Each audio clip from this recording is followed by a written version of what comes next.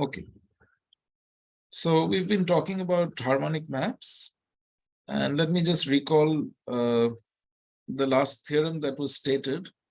So if F is a smooth map between Riemannian manifolds, then first of all, F is totally geodesic. That means F maps geodesics to geodesics. If and only if for any point P and M, if you take any C2 convex function U in a neighborhood of F of P, then U composed F is convex near P. Okay. And similarly, F is harmonic if and only if for every point P and M for any C2 convex function U near F of P, U composed F is subharmonic. Okay. So notice that convex functions, those are functions, at least C2 convex functions are functions whose Hessian is positive semi-definite, while subharmonic functions are functions whose Laplacian is greater than or equal to 0. But the Laplacian is what? It's the trace of the Hessian, right? So if the Hessian is positive semi-definite, then it's the trace of the Hessian is greater than or equal to 0. In other words, the Laplacian is greater than or equal to 0. So convex functions are contained in the class of subharmonic functions, right? Is that clear? Yes, sir. Okay, so this implies, in particular, this theorem implies that any totally geodesic map is harmonic, right? Because if it's totally geodesic, then the composition of a convex function with F is convex, and therefore it is subharmonic. And therefore, by the second part, F is harmonic. Okay. All right. So to prove this, we'll need to use normal coordinates. So I described normal coordinates last time, right? Normal coordinates are the coordinates which come from the exponential map. Right. So the exponential map identifies a neighborhood of the origin in the tangent space with a neighborhood of a point P in the manifold. And so coordinates are what? Coordinates are maps from the manifold to a vector space, right? So the exponential map itself, you can think of as giving you coordinates, or rather the inverse of the exponential that goes from the manifold into the tangent space. So you can think of those as coordinates, the inverse of the exponential, except normally when you talk about coordinates, they take values in Rn. So you just need to compose with a linear map from the tangent space to Rn. Okay, so you compose with a linear isometry. The tangent space is an inner product space. Rn is an inner product space. You compose with a linear isometry from the tangent space to Rn. T, you compose with that with the inverse of the exponential. That gives you coordinates y1 to yn, which take values in Rn. And these are called normal coordinates. Okay. These are called normal coordinates near P. And these have the property that geodesics passing through P under normal coordinates, they map to straight lines through the origin, right? Because under the inverse of the exponential, they're going to map to straight lines in the tangent space. And then you're just composing with a linear map. So that's going to send straight lines in the tangent space through the origin to straight lines through the origin in Rn. Okay. Is this clear? Yes, sir. Yeah. And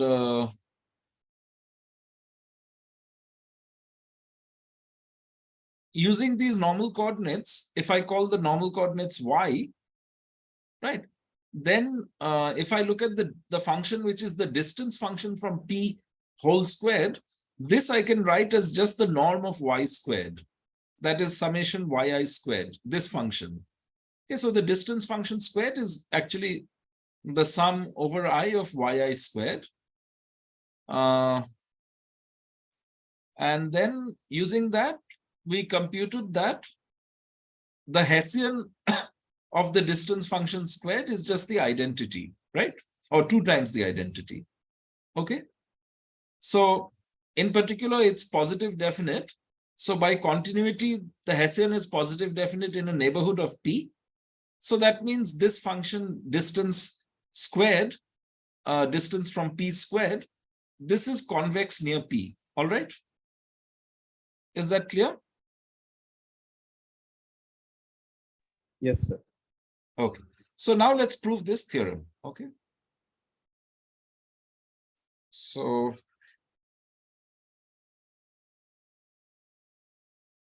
the proof of the theorem.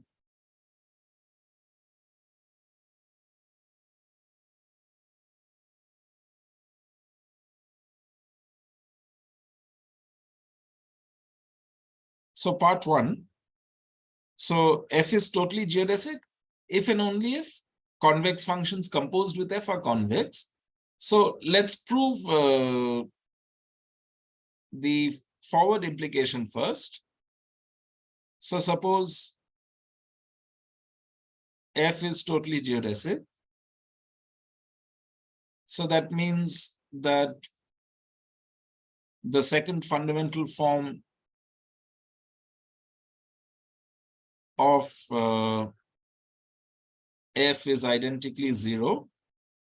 So nabla df is 0. Okay. So for all points P and N, if U is a C2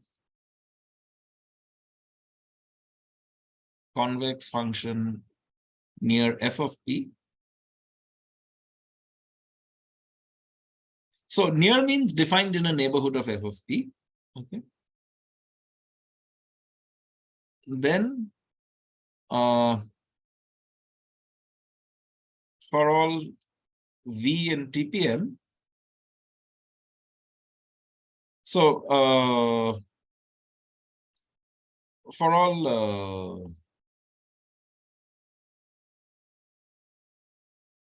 well, so let me say for all V and TQM, where Q is close to P,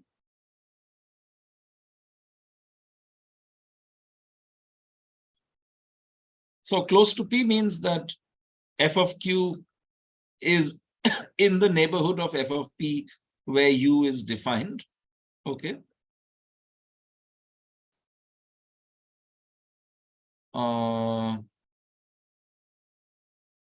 So we need to show that U composed F is convex. So we look at the second fundamental form of, sorry, the Hessian of U composed with F, right? Acting on V comma V. Okay.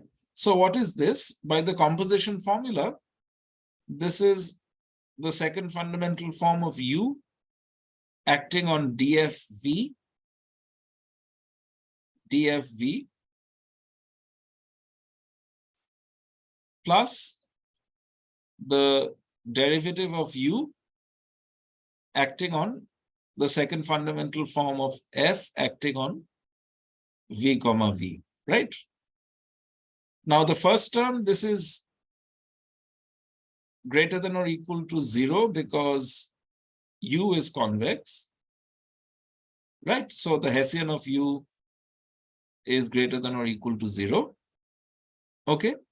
And the second term, this nabla df is 0 because F is totally geodesic.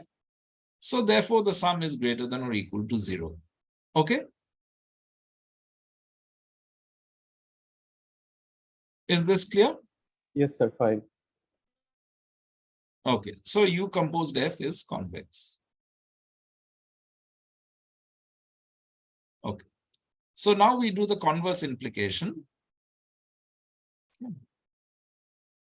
So we have to show that if composition with F takes convex functions to convex functions, then F is totally geodesic. So we'll prove by contradiction. So suppose F is not totally geodesic.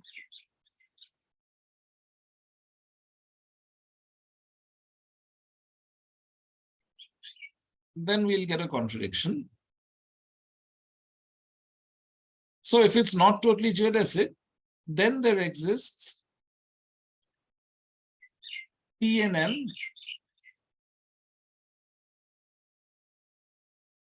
and V in TPM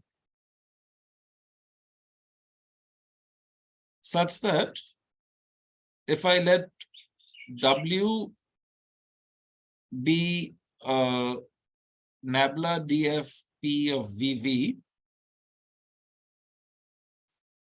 then this is non-zero, right? So if F is not totally geodesic, then the second fundamental form of F is non-zero applied to some vector V comma V, right? Okay. Yes? Yes, sir. Okay. So let Q be F of P, which is in N.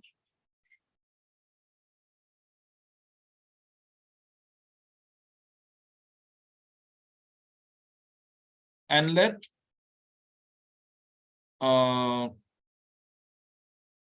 Y equal to Y1 to Yn be normal coordinates near Q.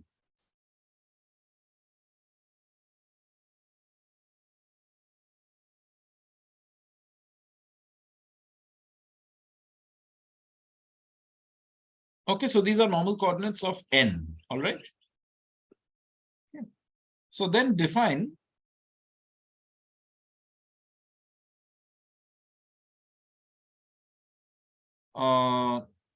U near P, sorry, U is a function near Q by U is equal to a linear polynomial in the yi's, summation ai yi plus summation yi squared. Okay, that's the second term is the distance function squared. Okay. So let's first check that this is convex near Q. Okay. So note that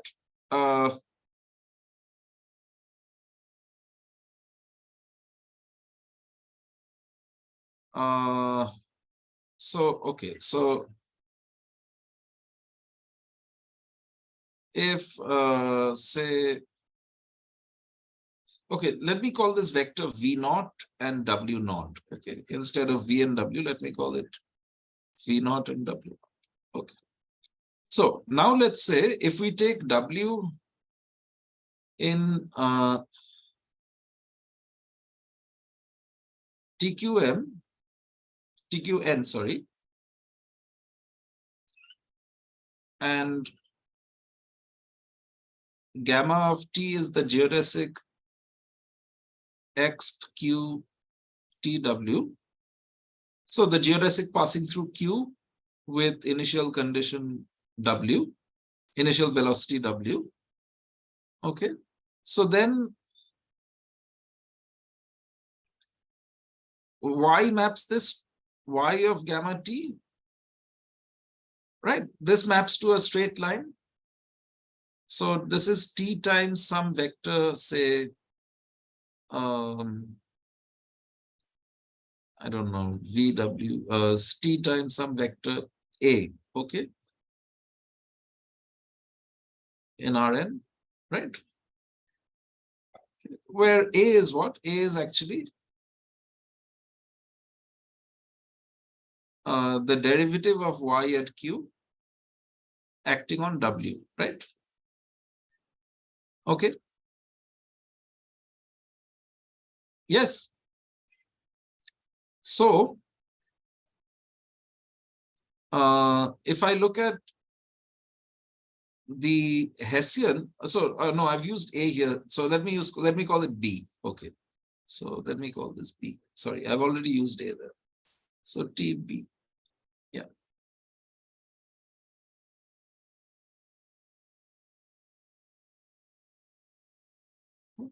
So if I look at nabla squared U at Q of WW, what is this? This is the second derivative, right? The Hessian is given by the second derivative of the function along geodesics. So this will be d squared dt squared at t equal to 0 of u of gamma t. Now in these coordinates, normal coordinates, gamma t corresponds to the straight line with direction vector v. So this summation ai yi will be what? This will become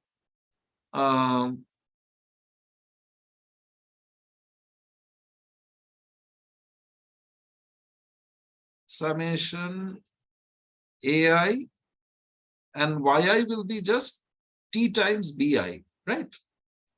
And summation yi squared will be t squared bi squared, right? Okay. Yes. Yes, sir. So when you differentiate the first term, it's a linear polynomial in t.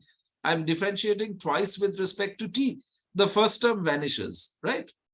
So actually the point is the Hessian of the linear polynomials in y, that vanishes at p, okay?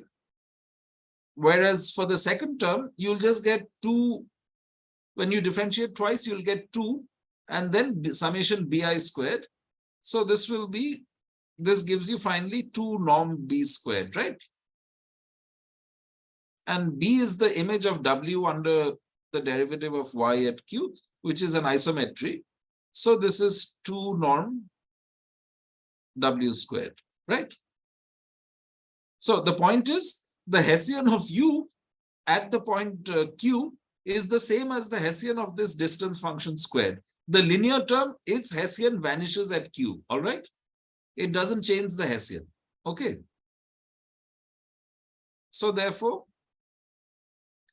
the Hessian of u at q is twice the identity, which is positive.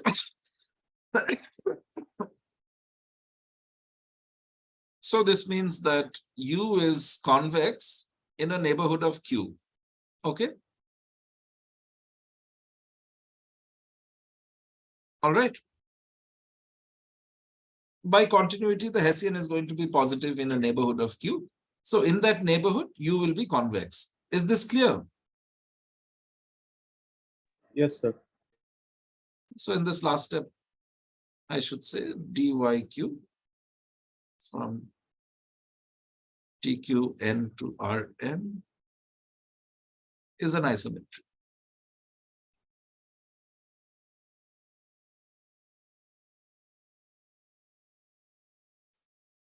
Okay.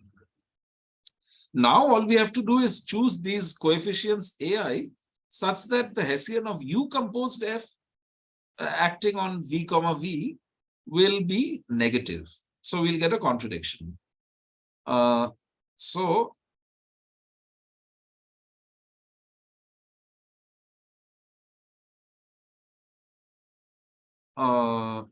Hessian, so let me say nabla squared of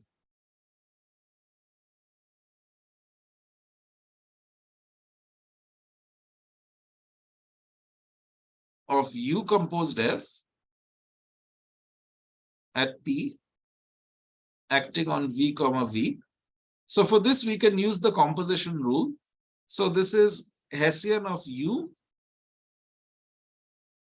acting on df v df v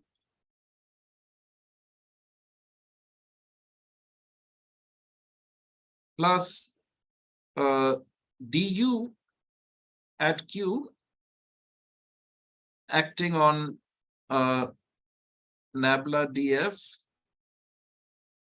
P of VV. Okay. So the first term, this is DFP of V is, let me act on the vector V naught. Okay, V naught. Let me take the vector V naught. So this nabla squared U acting on the, so this first term is going to give me 2 times norm DFP V naught whole squared, right? By the computation we just did, plus what is the derivative of U at Q? Well,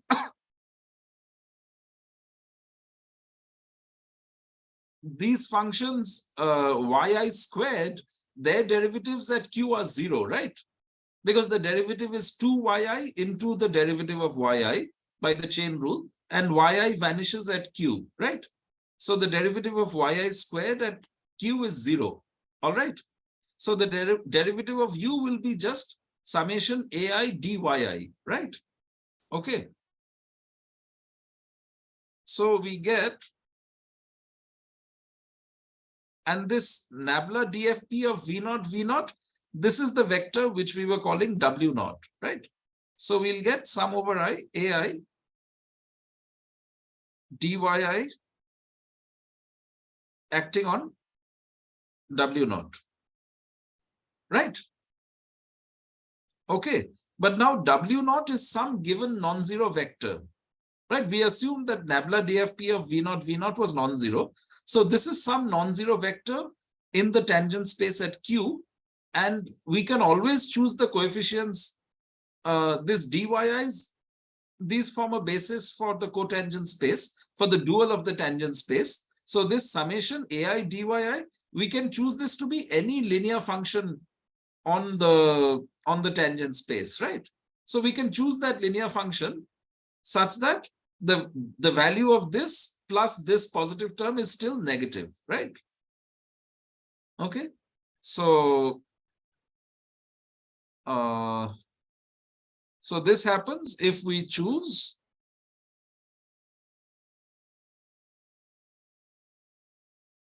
A1 to AN such that summation ai dyi of W naught is less than -2 norm DFP V naught whole squared. Okay, and this is possible because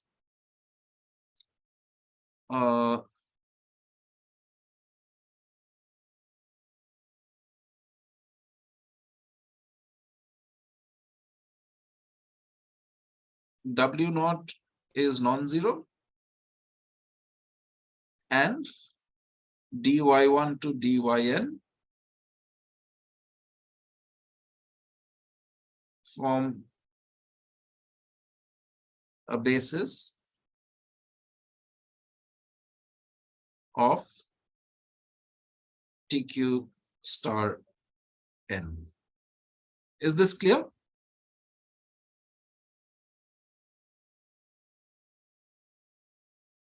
Yes?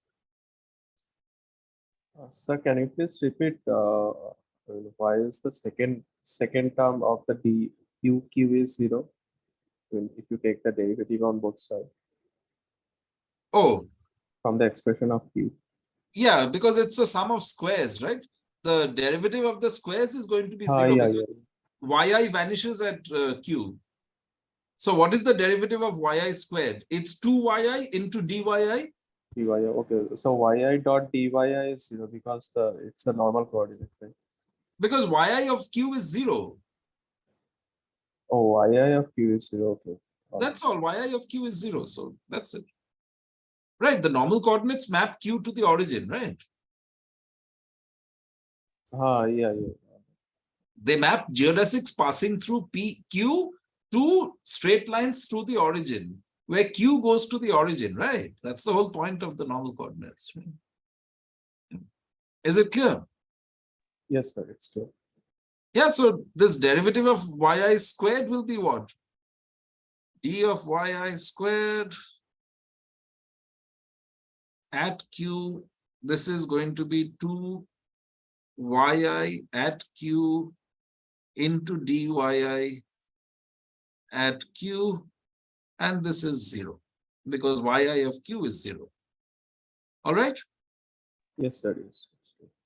Okay. That's it. Yeah. Okay.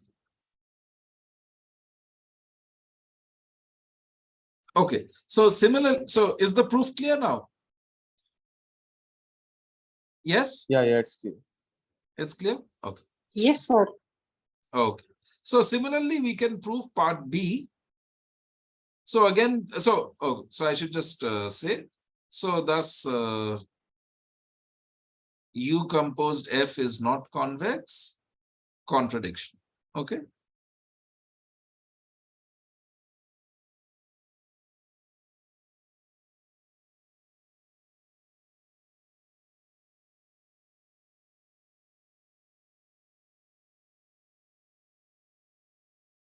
Okay. And now part B. So again, there's a forward direction, which is straightforward. So suppose F is harmonic.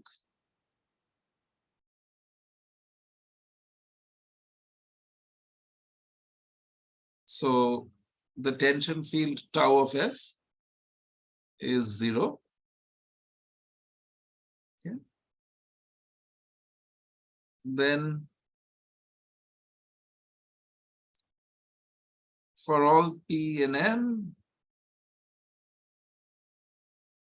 if U is C2 convex near F of P, then by the composition rule 2, the Laplacian of U composed F at P, what is this going to be? So this is going to be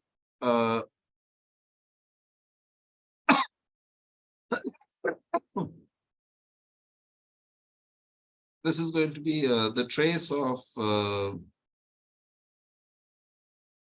so well, let me just write it out. So this is going to be sum over I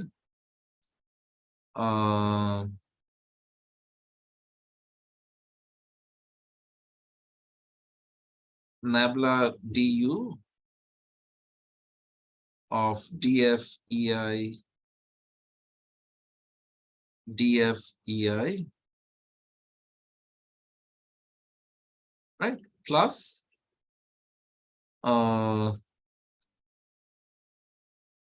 du of tau f of p, right? Yeah, this is the second composition rule. Yes. Okay. Now the yes, is this clear? This is Yes, just the sir. second composition rule. Now this first term, all of these terms in the sum are greater than or equal to 0 because for a function, the second fundamental form nabla du is just the Hessian, right? Nabla squared u, which is greater than or equal to u because u is convex. Okay? Yes? Yes, sir. Okay, so this first term is greater than or equal to 0. And the second term is 0 because this tension field is 0, right? Okay, so therefore the sum is greater than or equal to 0. Is this okay? Yes, sir. Yes, it's okay. So that means that U Yes, sir. composed F. So U composed F is subharmonic. Okay. Now we prove the converse. So again, the converse, the proof is similar. So suppose F is not harmonic.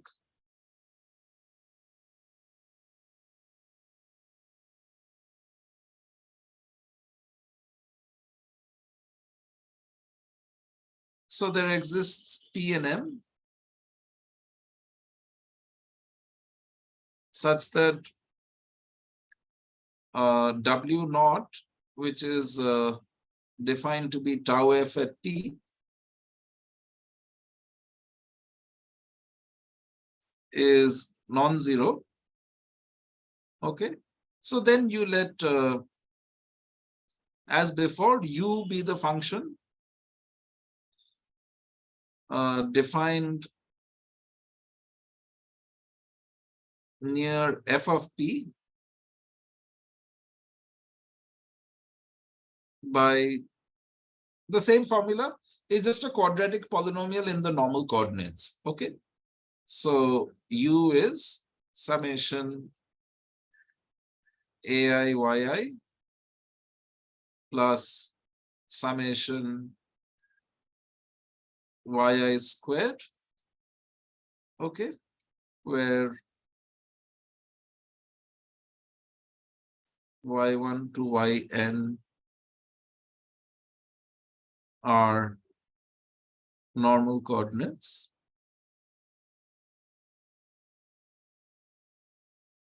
near F of P. Okay. So then, as before, U is convex near F of P.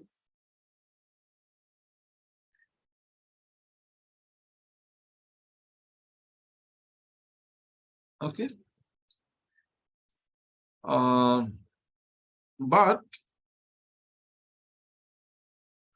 what is the Laplacian of U composed F at P? So this is as before, but by the composition rule, sum over I nabla squared U of df PEI, df PEI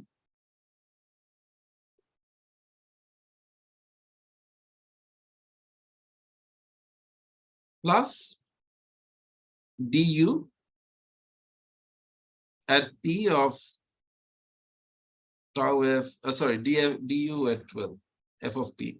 I'll just leave that out here. Du of tau F of P.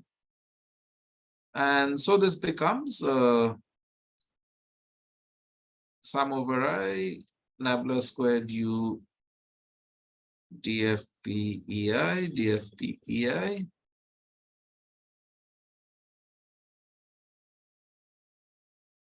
plus, so du at the point F of P is sum over I AI dyi, right? And tau F is the vector W naught, which is non-zero.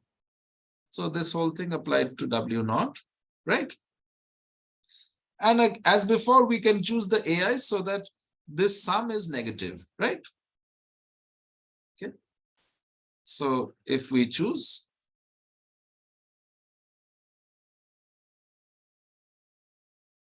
A1 to AN,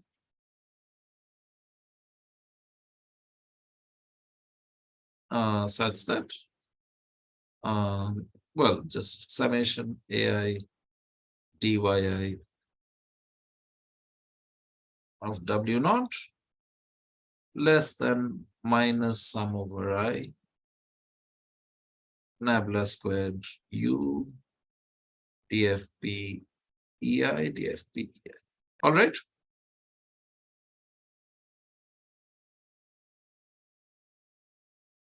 Yeah. Again, this is possible. Yes, sir. Since W naught is non-zero.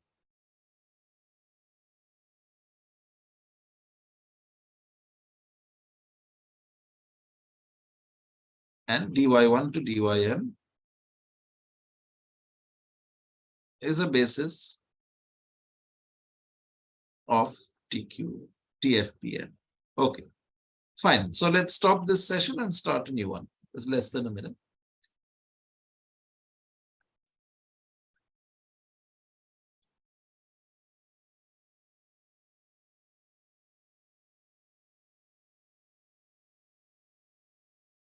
Okay.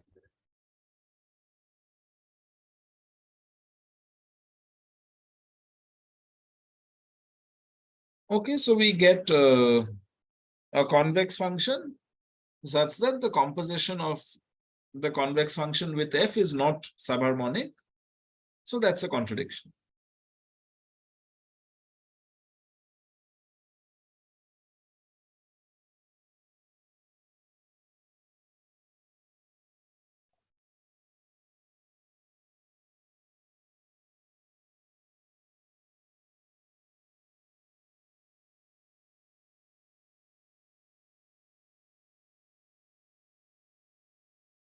Okay, so that finishes the proof. Okay. All right, so is the proof clear?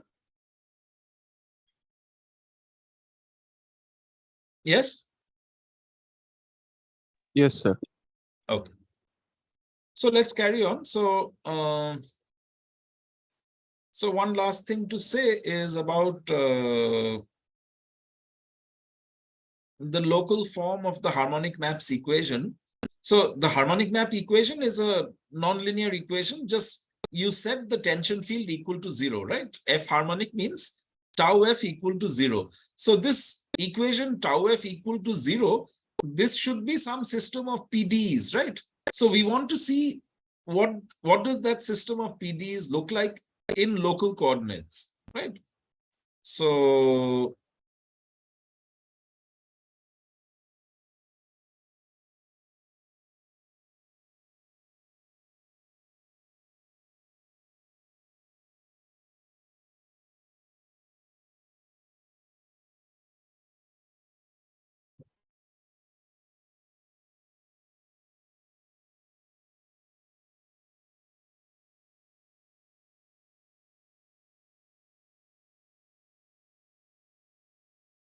okay.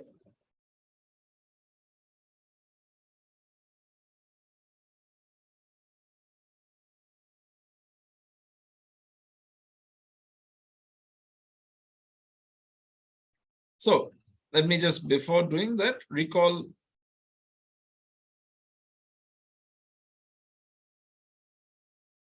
if so M is a Riemannian manifold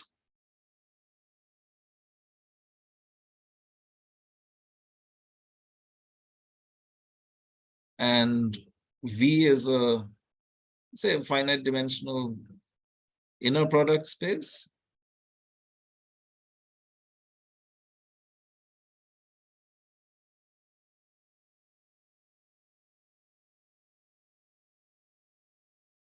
And F is a function from open subset of M to the vector space V. C2 function is enough. Okay. Then we can define the Laplacian of F, right?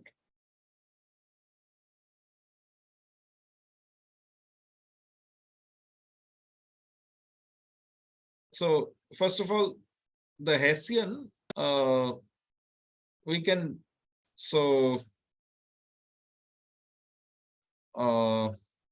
so what is nabla df? So for all p in M and V in TPM, what is nabla df p of VV?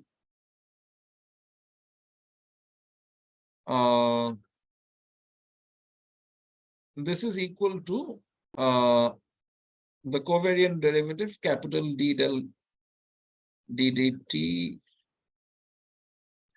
at t equal to 0 of so it's the second derivative of f composed gamma, right? So this so it's capital D del t of f composed gamma prime of t, right? Okay, where gamma is the geodesic such that gamma 0 is P and gamma prime 0 is V, right? But where does F compose gamma take values? In the vector space V, right?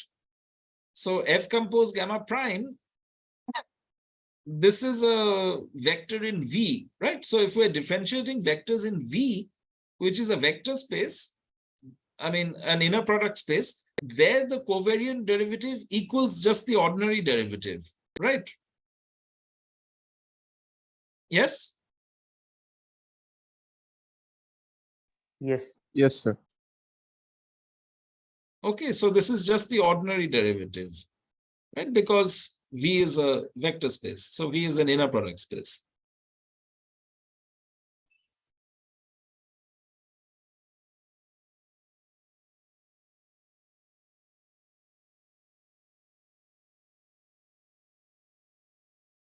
Okay, so capital D del d dt is equal to just the usual derivative in the vector space. Okay. Yes, is this clear?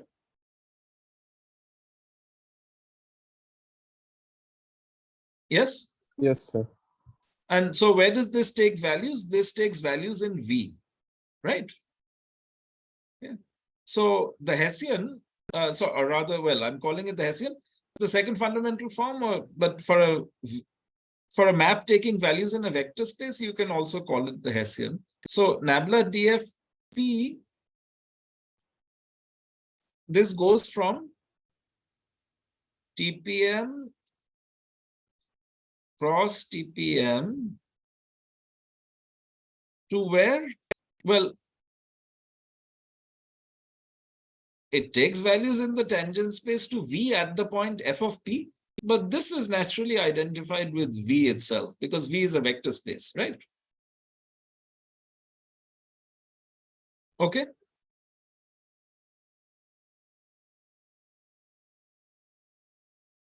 Yeah, so this second fundamental form is V valued. Okay, for all points P and M, it's a symmetric bilinear map taking values in V, okay, in a fixed vector space. All right.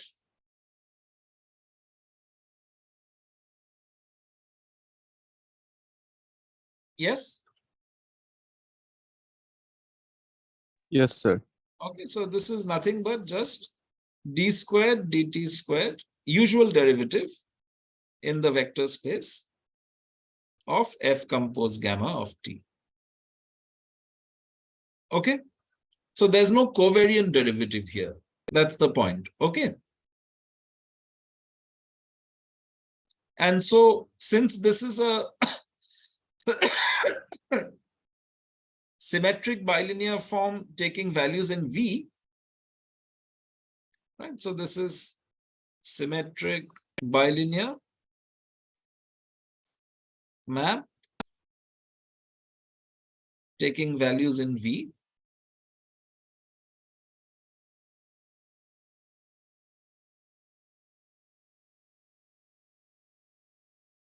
So we can define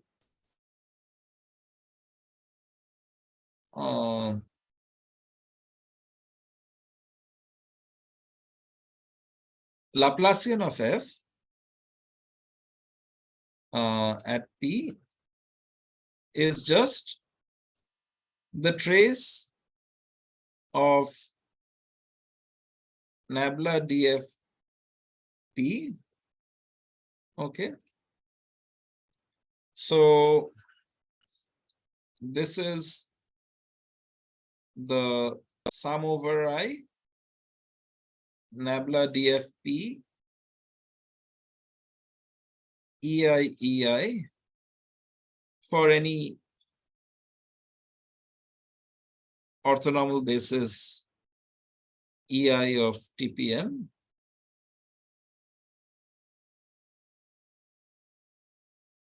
Okay. And this is the sum over I d squared dt squared at t equal to 0 of f composed gamma I, right, of t. Okay, where gamma is geodesics such that gamma I prime 0 is EI for all I. Okay. So the Laplacian takes values in V. Okay. So this is different from the tension field of a map between manifolds in the sense that the tension field at each point P, it was taking values in the tangent space at f of P, right? Whereas here, for a map which takes values in a vector space V, you can define, well, its tension field is, I mean, it's the same as it's what we're calling its Laplacian. It takes values in V as well at each point. Okay, so the target is the same space V, irrespective of the point in the domain P. Okay. Yeah. Yes. Okay. So if V is equal to Rn and F is equal to F1 to Fn, then this Laplacian of F is nothing but Laplacian F1 up to Laplacian Fn, right? Is that clear? Yes, sir. You just apply this formula, right? Is d squared dt squared of f composed gamma I. You look at each component, that's just d squared dt squared of whatever fj composed with gamma I. That is Laplacian of fj, right? Which is the jth component of Laplacian f. Okay? Is this clear? Yes, sir. Okay. So if f goes from m to n, the C2 map between Riemannian manifolds,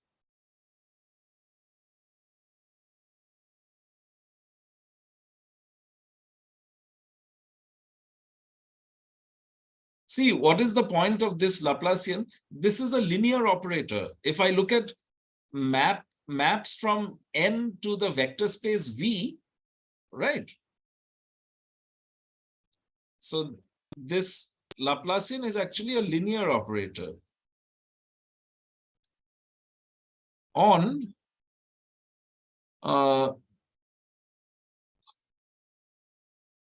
smooth maps from M to V. See, smooth maps from M to V, this forms a vector space, right? This is a vector space because V is a vector space. So I can add pointwise, right? Yes. Yes, sir. And then the Laplacian is then a linear operator now. Okay. Is it clear?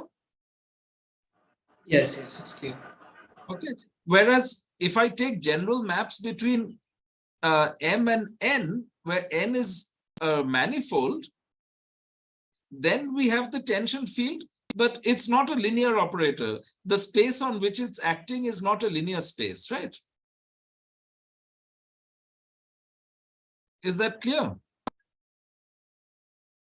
Maps from M to N is not a vector space, right? If I take values in a manifold, I can't add two maps which take values in a manifold, right? It's not a vector space. Is that clear? Yeah, that is clear. Right, that's clear, right? Okay. So Yes. that's not a vector space. Okay, so if I have a map between manifolds, then we have shown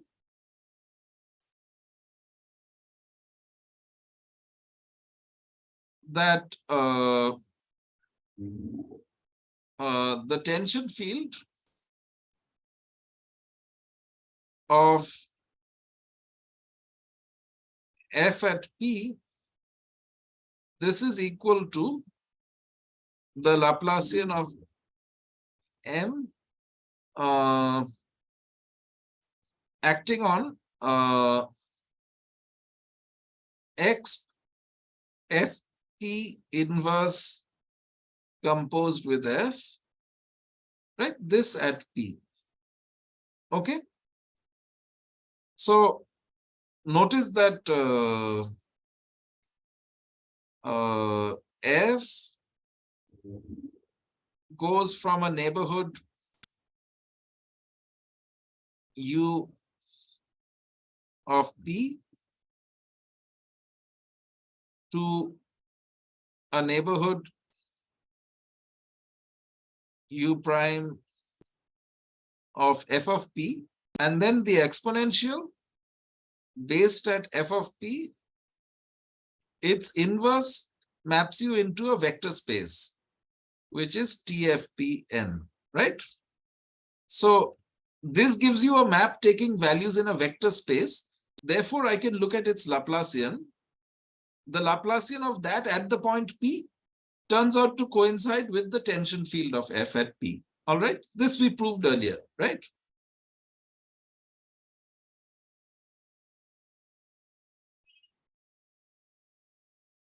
Okay. Yes, sir. All right. Okay. So we're going to use this now. So, okay. So now suppose F is a map between Riemannian manifolds M and N. Okay. So I take a point P in M. I let Q be F of P in N. Okay. So we let X equal to X1 to Xn be any local coordinates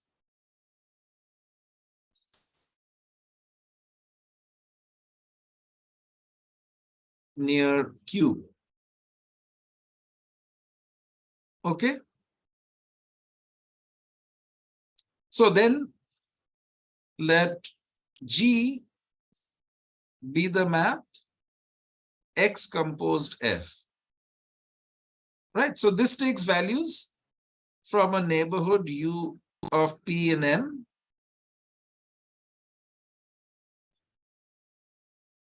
to Rn, right? Okay. So G is given by functions G1 to Gn. All right. Yeah, so this is the expression of F in local coordinates. It becomes a map from M into Rn. All right. Yeah. Now, what I want to do is compute the tension field of F in terms of this G's, in terms of the expression in local coordinates. Okay. So for that, what we're going to do is let y equal to y1 to yn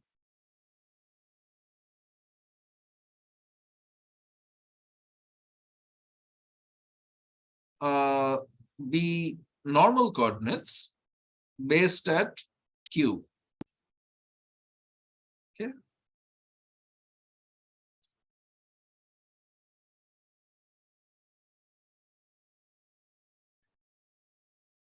Fine. So then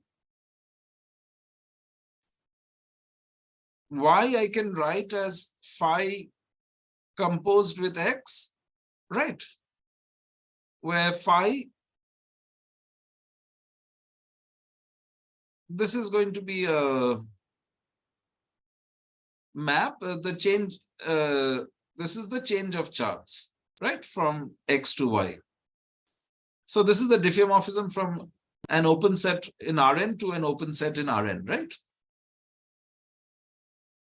Okay. Yes. Yes, sir.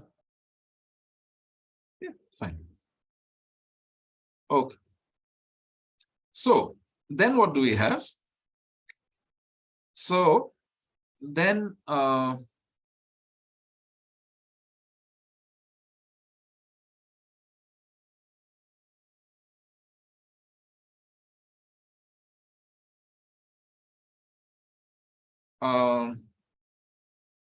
I can look at Y composed F, right? So this goes from U and M also to Rn. Okay. So now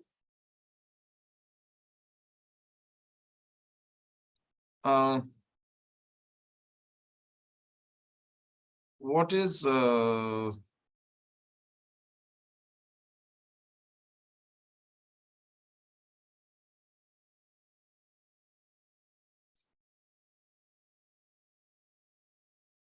yeah, so okay.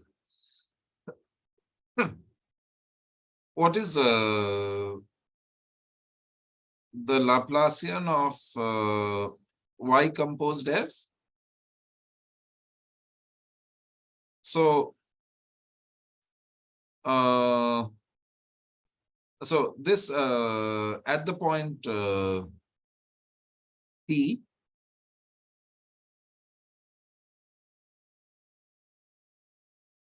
so this is equal to, well, I can get this by this is the same as the tension field of Y composed F, right? So this is equal to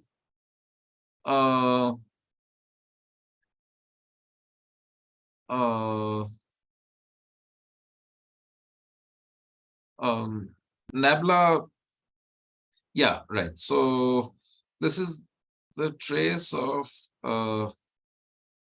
nabla dy composed with df df, right, plus dy, so trace of nabla dy at q, okay, composed with df df, plus dy at q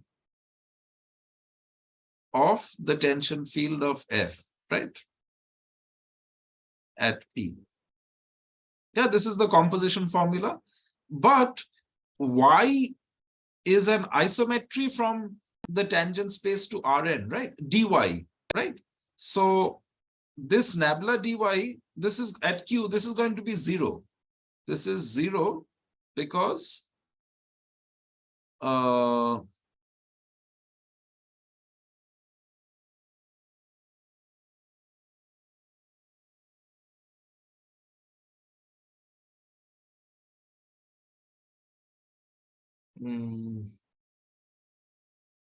yeah, so okay, well, no, this is 0 because Y is totally geodesic.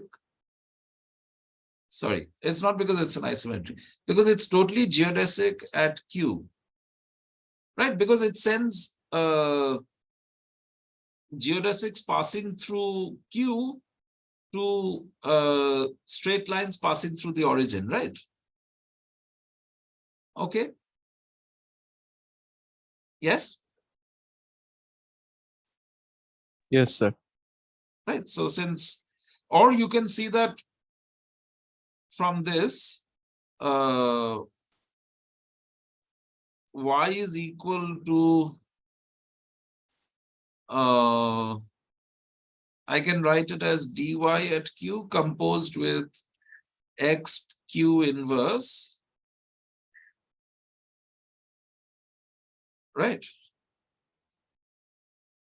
And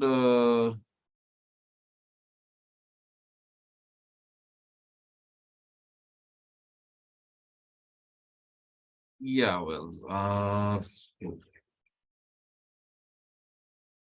so yeah, actually from this you can work out that the second fundamental form of y will be 0 because okay, so let me write it as this as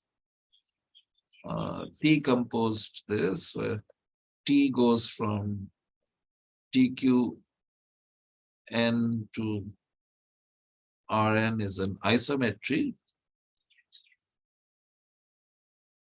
right? So if I do it the other way around, X Q, yeah, no, so that's, yeah, so yeah.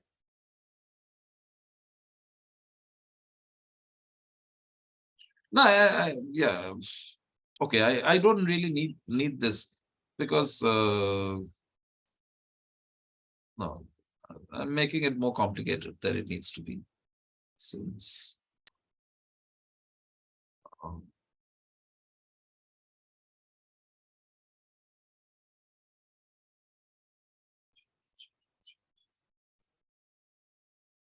nabla dy at Q of any vector W. What is this? This is y composed gamma double prime of 0, right? Where gamma is a geodesic such that gamma prime 0 is W, right? And this is 0 because y maps geodesics to straight lines, right?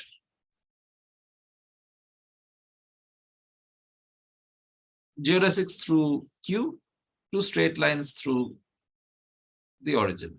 Okay? Yes? Is this all right? Yes, sir. Okay. So this first term vanishes. So this is just dy at Q applied to the tension field tau f of P. Okay. On the other hand, so this is the Laplacian of, so we get, this is the Laplacian of y composed with f just at the point P. Okay. Also, this Laplacian of y composed f at P, what is this? This is the Laplacian of y I was writing as phi composed with x. So that composed with f, right, at P. So now what is this? So this is the Laplacian. X composed f was my map G taking values in Rn, right? Okay.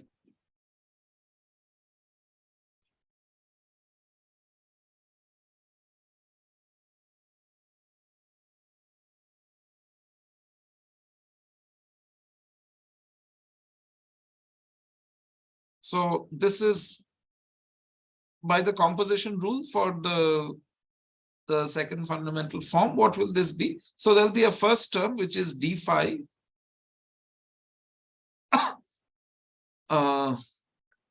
at Q applied to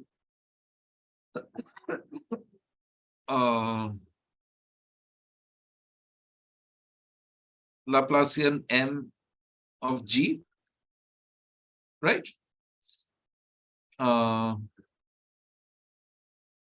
At P plus you'll get another term which is the trace of nabla d phi at Q composed with dg comma dg. Yeah. So what is this d phi at Q? This is dy at Q composed with dx at p, right? Of Laplacian m g at p. Okay. No, sorry. Yeah. Phi is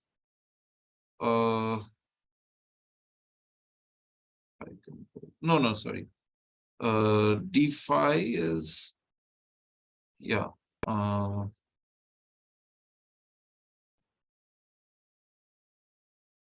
Wait 1 second. Let me just check.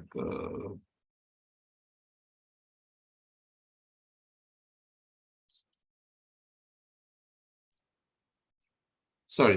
1 second. Let me just check what I'm doing.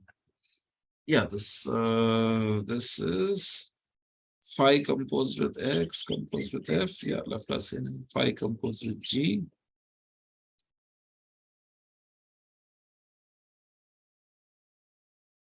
Yeah, no, this is all right. This is okay.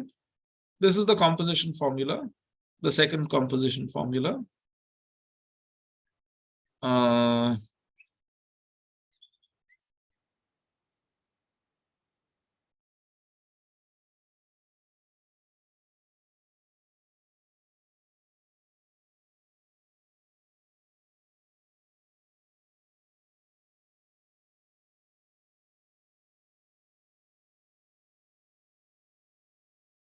Okay. So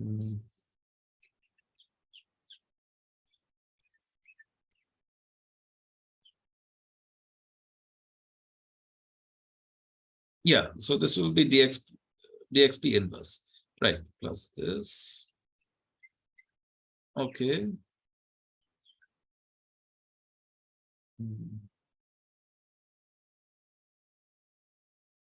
No, this is okay. Phi is y composed with x inverse. So by the chain rule, d phi at q will be dy at q composed with dxp inverse of this. And now you equate this with dyq of this. So when you equate these, apply dyq inverse to both sides, right? So what you will get is that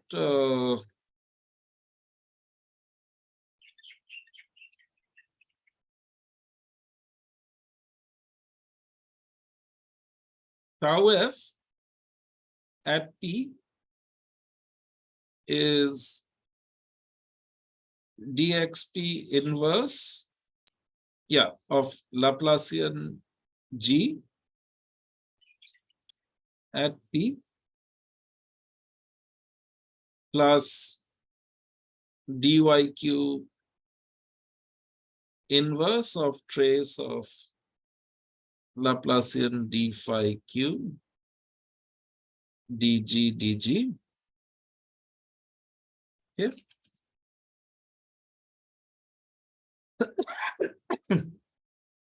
And then I apply dxp to both sides. So then I get that dxp of the tension field tau f. Okay.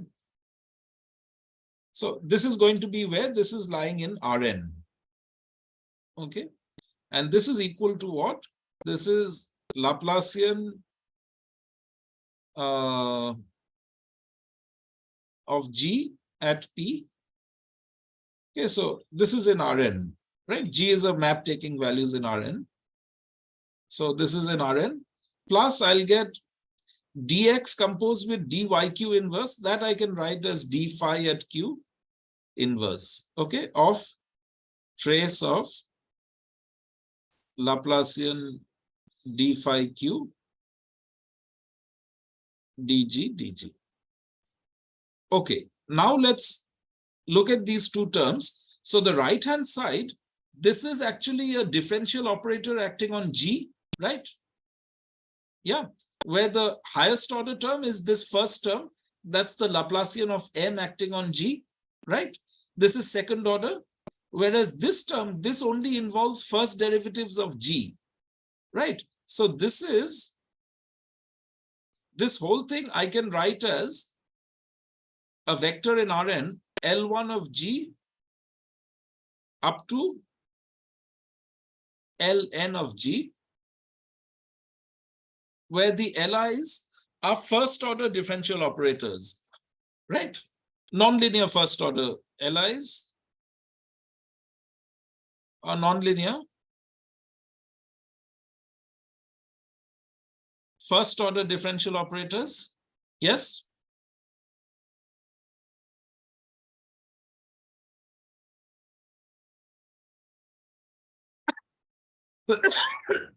Is this clear?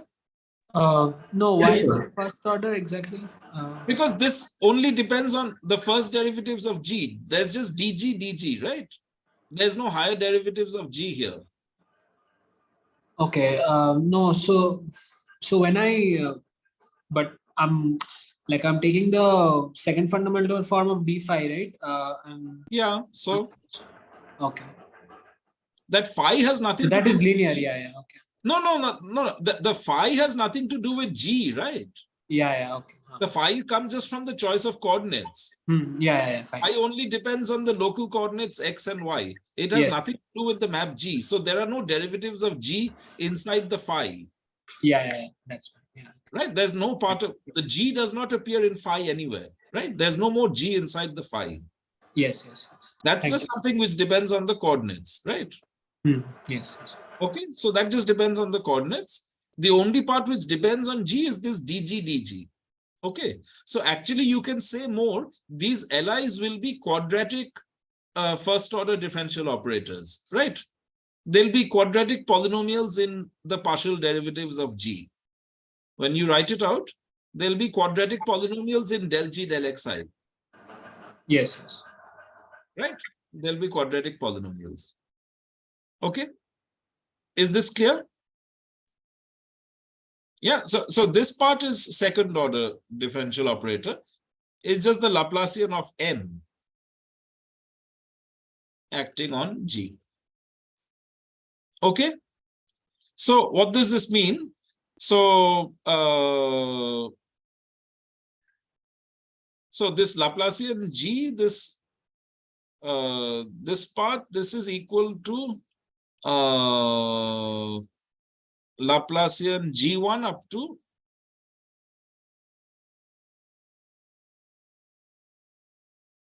Gn, right?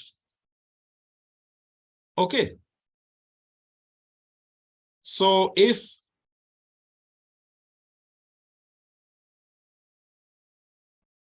tau of f, I was to write in terms of the coordinates del xi, this is equal to summation over I, some coefficients ai del xi at q, then ai has to be equal to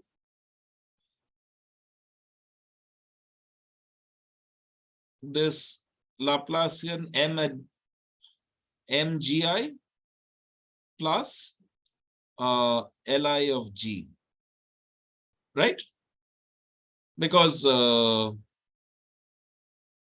dx at q acting on this summation ai del xi will be just a1 to an, right?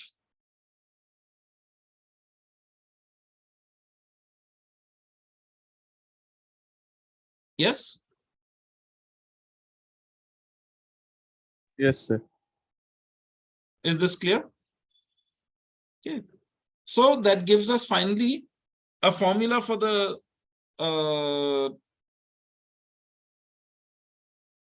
okay.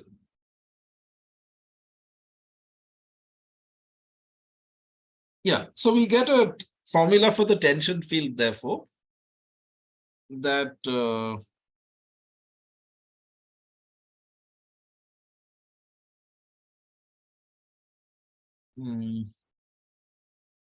if x composed with f is equal to g1 to gn,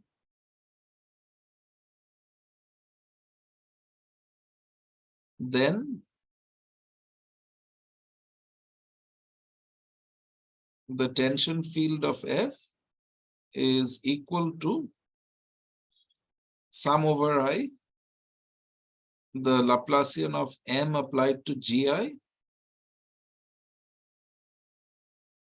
del del xi, or I'll just write it together. This plus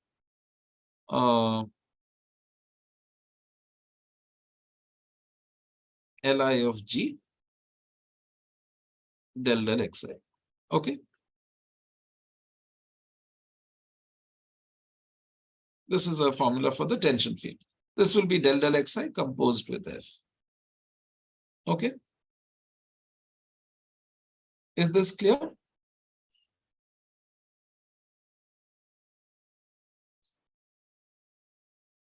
Yes? Yes, sir. Hmm.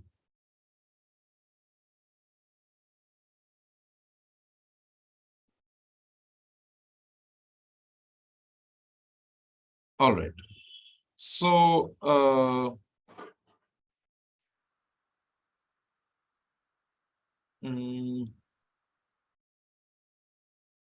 yeah, okay.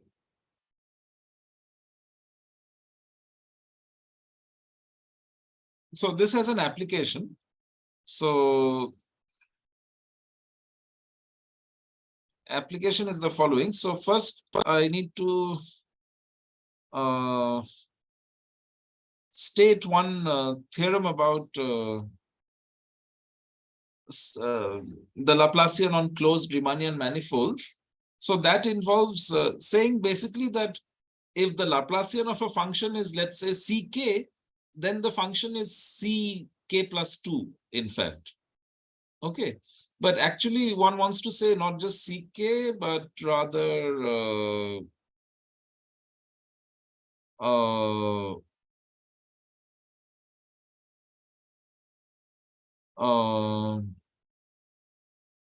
yeah, okay. Let me just state it like that. I don't need the holder spaces right now. So yeah. So here we state without proof the following. This is a standard theorem. So we will use without proof.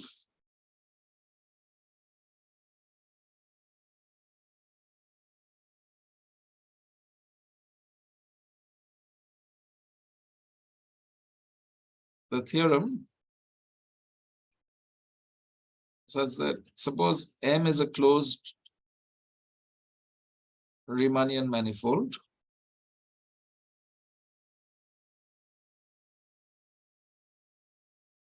And suppose G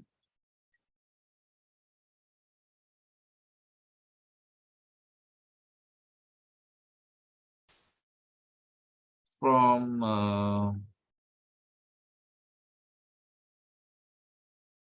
M to R is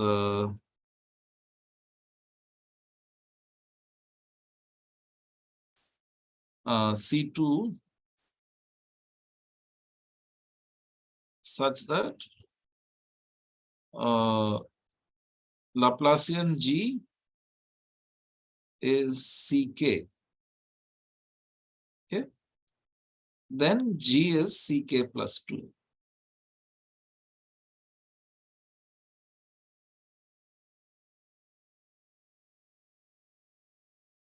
Okay.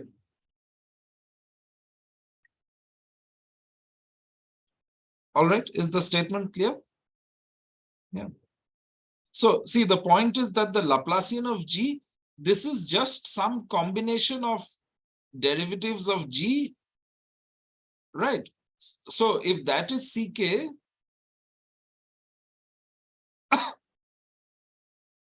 what you're getting is that actually G is Ck plus 2, right?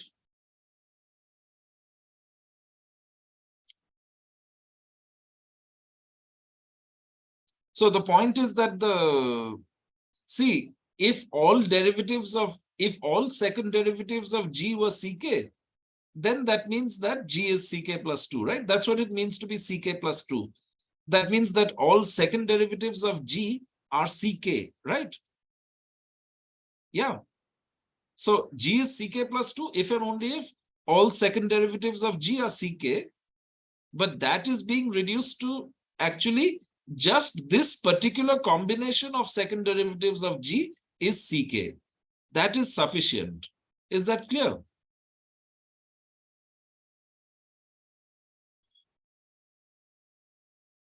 Yes? Yes, that's correct.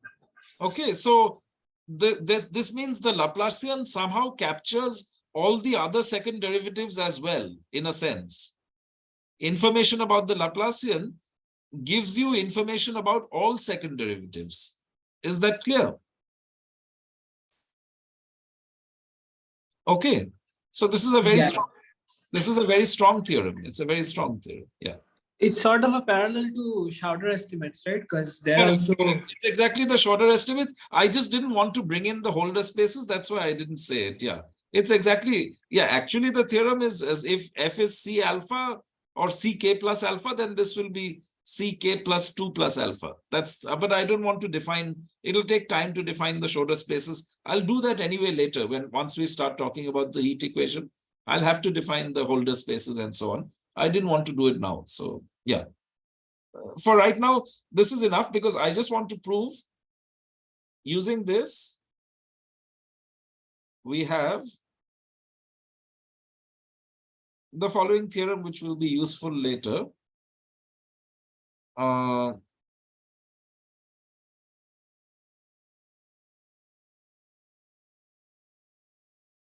So suppose M and N are Riemannian manifolds. And M is closed. Okay.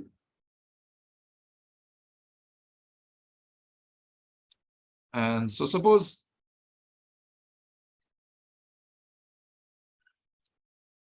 F from M to N is C2 and tau F is 0, then F is C infinity.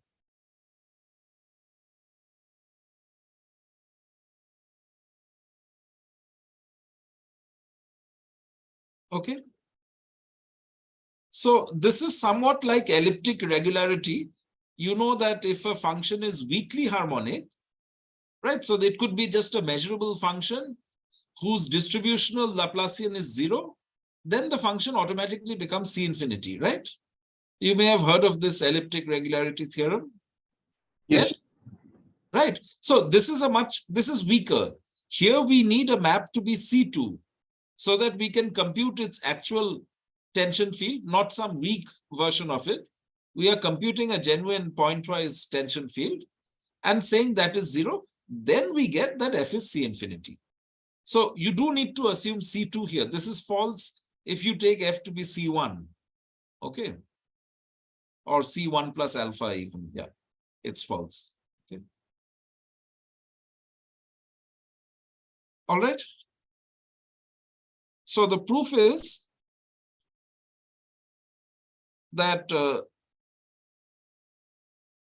with respect to local coordinates x on n, if x composed F is equal to G1 to Gn, right? Then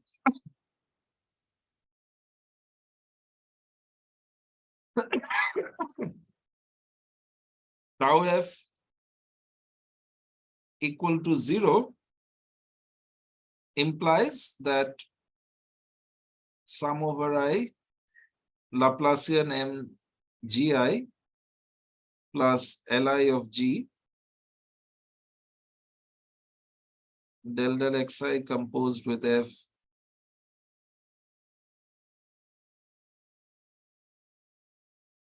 is 0, right? So that implies that Laplacian M of Gi, this is equal to minus Li of G. Okay. Now this thing, Li of G, G was C2, right? because f is C2. So Li of G is going to be at least C1, right? Yes, because Li is our first order. G is Yes, yes. and Li is our first order. Okay.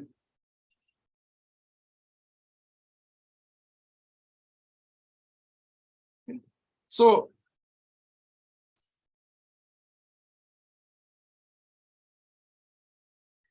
right. So that will imply that GIs will be C3 for all I, right? Yeah, but that by the previous theorem.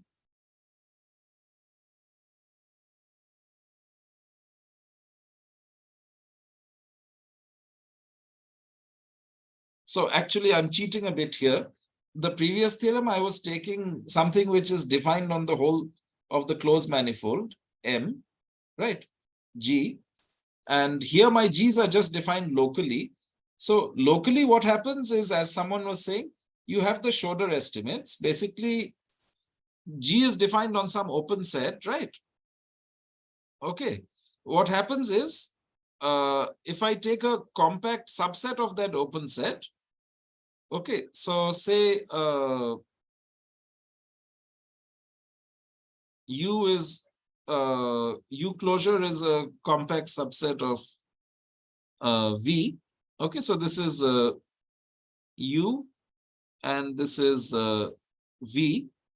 Okay, and G is defined from say if I take a function, say phi, which is defined from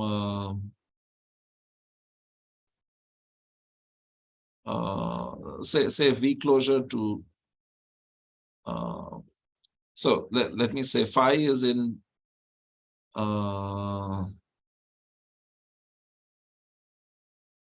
C2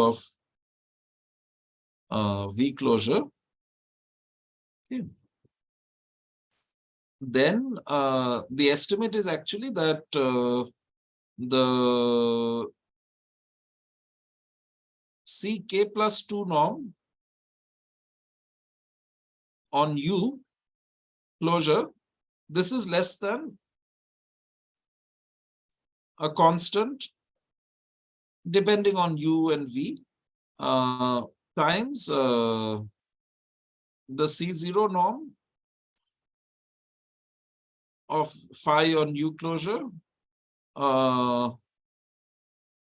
plus the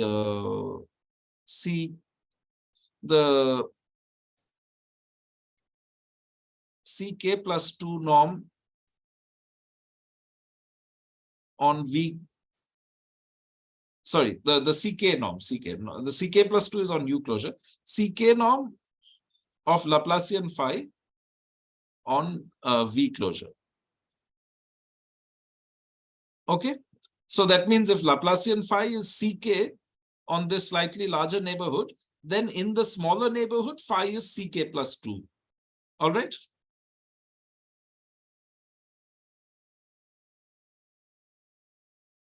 Okay. Yes, yes. Okay. So, so you can apply this locally to see that the GIs will be C3 on any, wherever they're defined actually. Okay. And so using that, you'll get that the Li of G, this will be now C2, right? Because Li is first order. And that implies, again, using star. So let me call this equation star by star. This implies that GIs will be C4, right? For all I. And so you just repeat like this. Okay, so that implies Li of G will be C3 and so on. All right. Okay. So you'll get that G is Ck for all k's. So it's C infinity. Okay.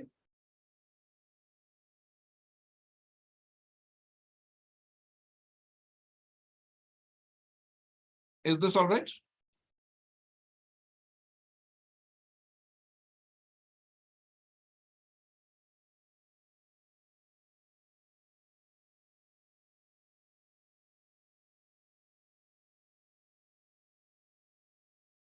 Yes. Yes, yes. Yes, sir. Okay, so that's it. So similarly, so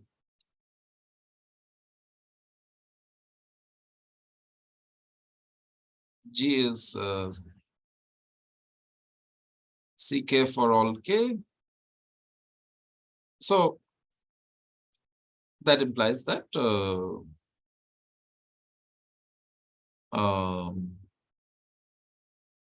G is C infinity. And so is F.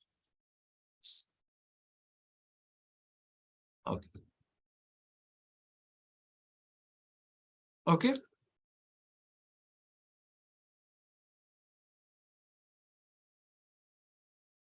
Is this all right? Yeah.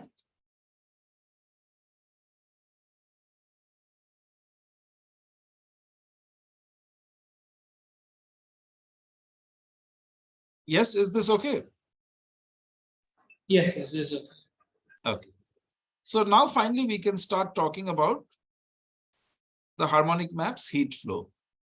Okay.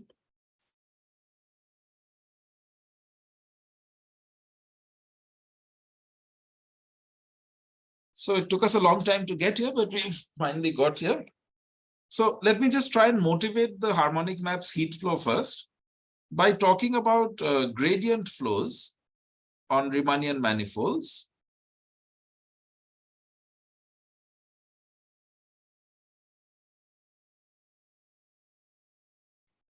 So suppose U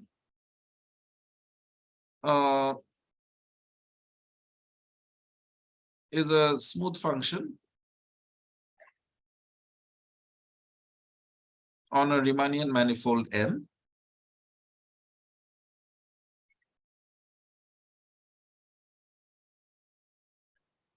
So the gradient flow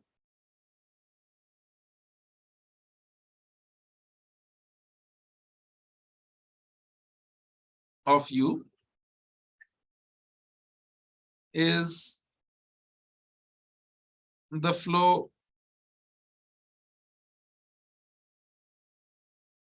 of the vector field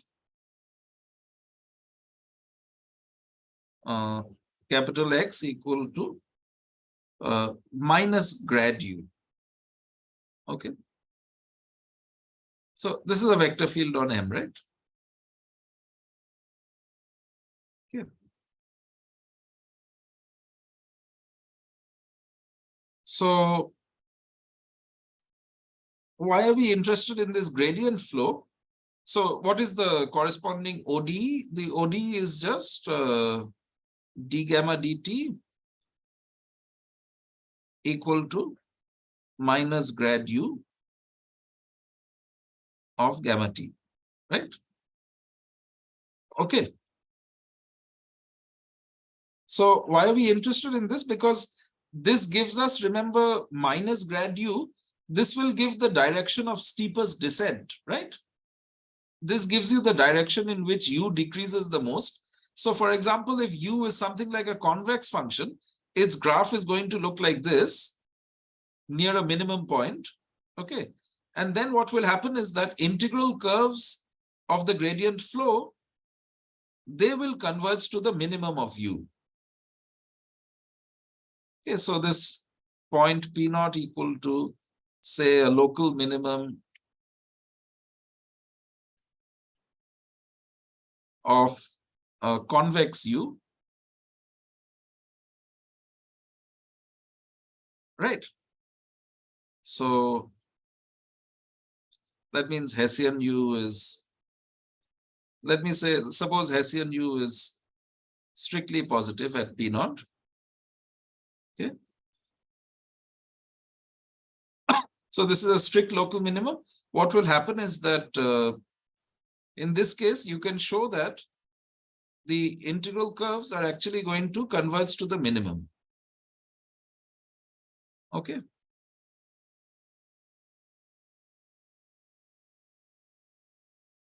So these are integral curves of minus grad u.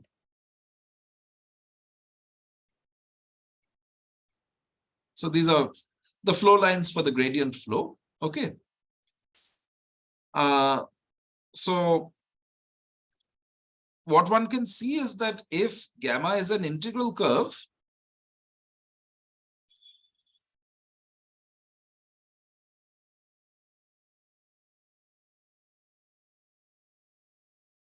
then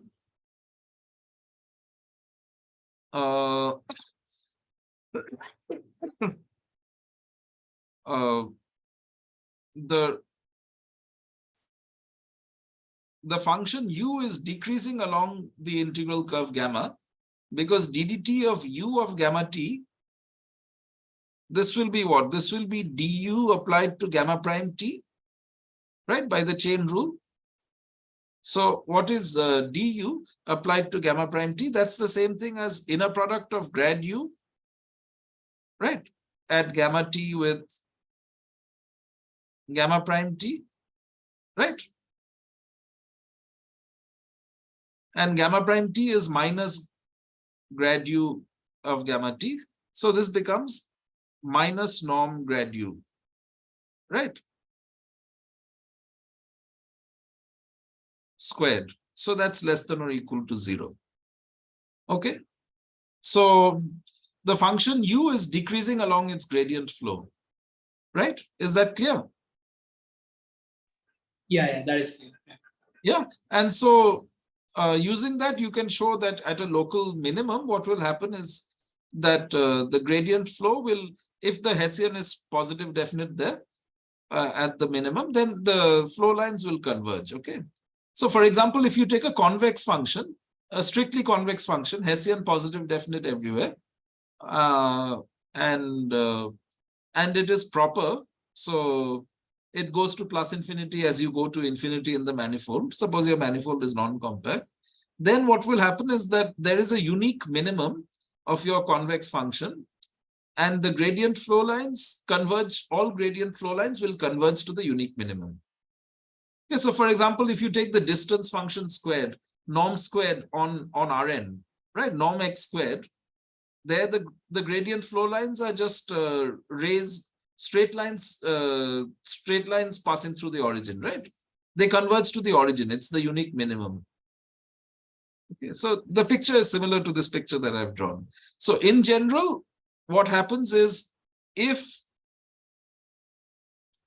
a flow line converges to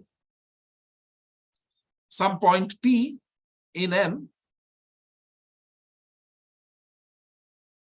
right, then it must be a critical point of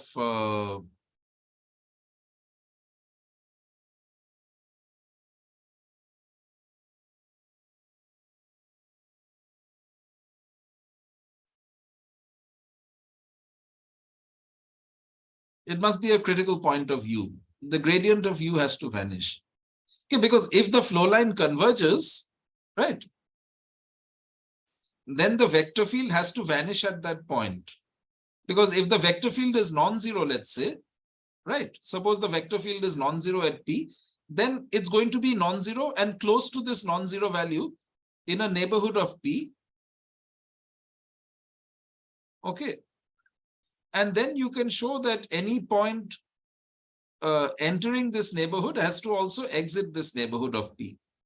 Okay, it has to pass out through this. You have what's called a flow box.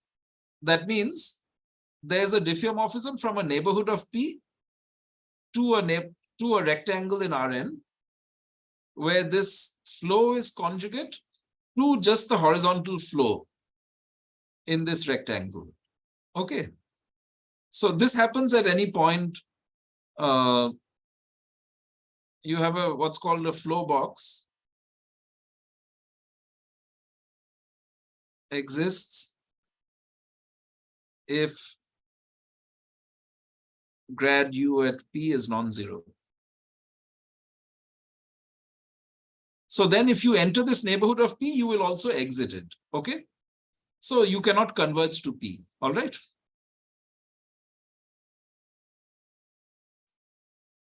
All right, Yes. okay. So if you converge, it has to converge to a critical point.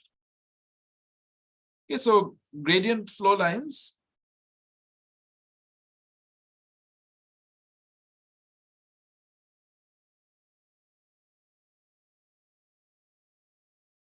Actually, one can show gradient flow lines on a compact manifold, on a closed manifold. All converge to critical points.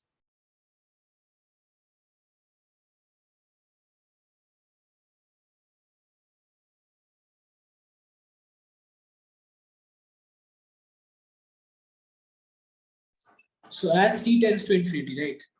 Yeah, of course. Yeah. Plus infinity. As t tends to.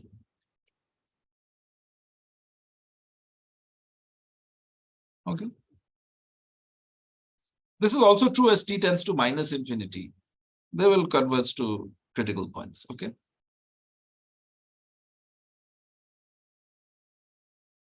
Right. Because that's just the flow of minus, the gradient flow of minus u. That's all.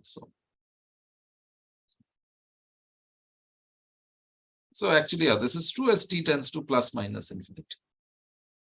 Okay. Is this all right? I'm not proving this. I'm just stating this. Okay. Okay. So for example, you must have seen this picture before. On the torus, you take the height function, right? This is, I mean, the basis for Morse theory, right? On manifolds. You take the height function, right? So there are 4 critical points. One at the top here, there's one here, there's a critical point here, and there's a critical point here, right? And then there are these critical flow lines which go from this critical point to this critical point, and then from this critical point to this one, this one, this one, and then from here to here, right? And anything else, any other flow line has to converge to one of these critical points, right? Is it clear? Yes. Yeah, so you'll have some flow lines which go like this from right from the top to the bottom also. Yeah. Okay. Okay. Fine. So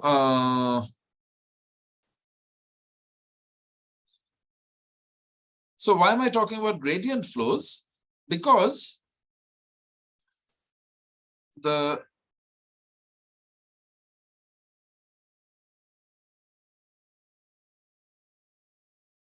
heat flow is sort of the gradient flow of the energy functional. So this is just a heuristic.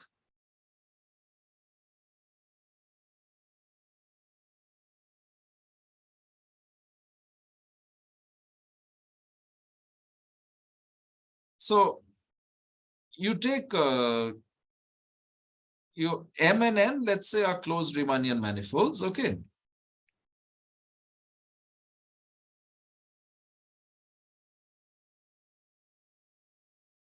So you want to find harmonic maps from M to N, right?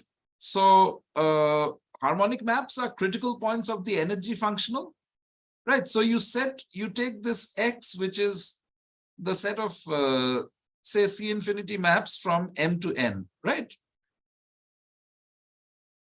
And you think of this heuristically as some infinite dimensional manifold. Okay? All right. And the energy function you think of as a smooth function from X to R. All right. So you want to understand the gradient flow of this X. For that, you need a Riemannian metric on X, right? On this infinite dimensional manifold. It's not an infinite dimensional manifold, but we try and think of it as one. Okay, it's not. I'm not saying it's actually an infinite dimensional manifold. So what will the tangent space to X be? So if I take F is an element of X, so F is a map from M to N, right? So what will the tangent space to X at F be? Any guess? What will this be? So if I have a map, right, from M to N,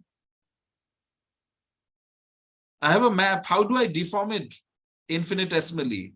I have a point P, I have F of P. I need a direction in which to deform F, right? So that means at each point P, I have a tangent vector at F of P. So what is that? The That is tension field. not tension field, it's a vector field along F, right? I'm looking at all Okay. definitions of F. So I want a vector space. So what is that vector space?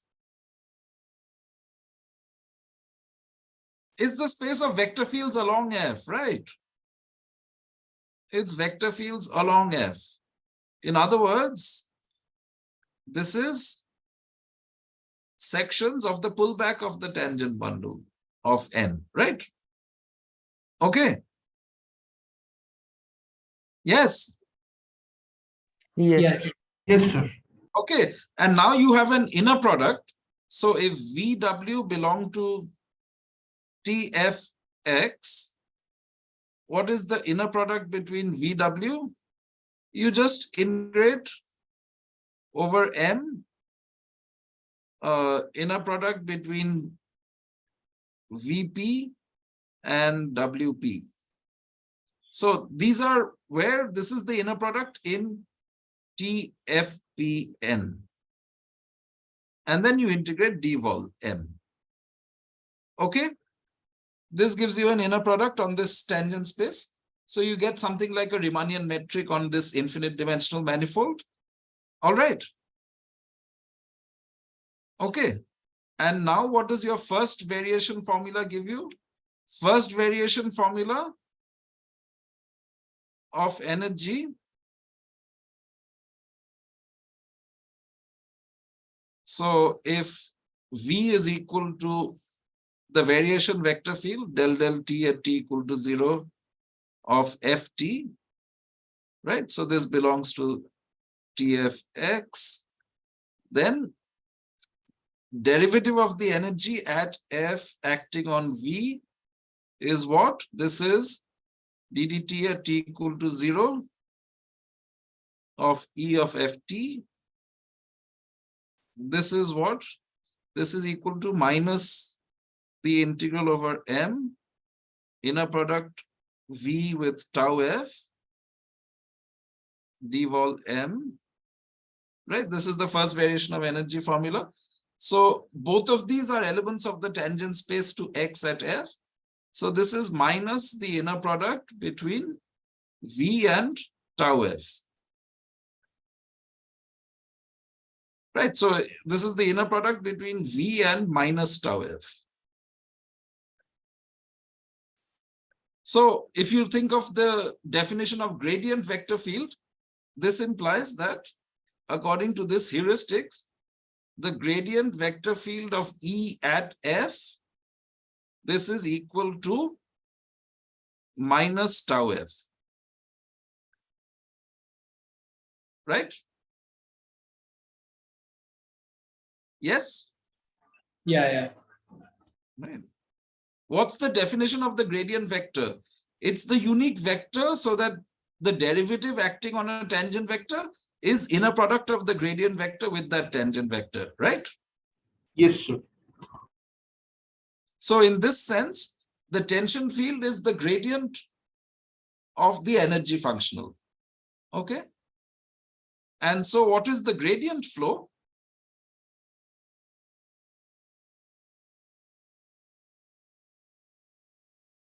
Of the energy functional? We want to find minima of energy, right? We want to minimize the energy. So we want to take its gradient flow. And so therefore we will take del T of Ft, right? This should satisfy, this should be minus grad E of Ft. So what is this? This is going to be tau of Ft. Okay. So considering the gradient flow of the energy leads to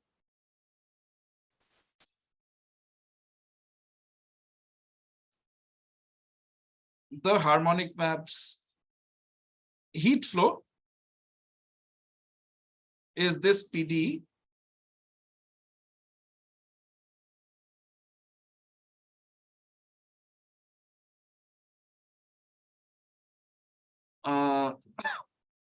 Del F del T is equal to tau F, okay, where F is a function from M cross 0 infinity to N. Okay, this is the harmonic maps heat flow. Okay, so we'll start talking about this next week. All right. Is it clear? So the idea is it's like a gradient flow of the energy functional. Okay. And we're going to show it converges to critical points of the energy functional, namely harmonic maps. All right. Yeah. Okay, that's the idea. So we'll start talking about it next week. Okay, so see you then.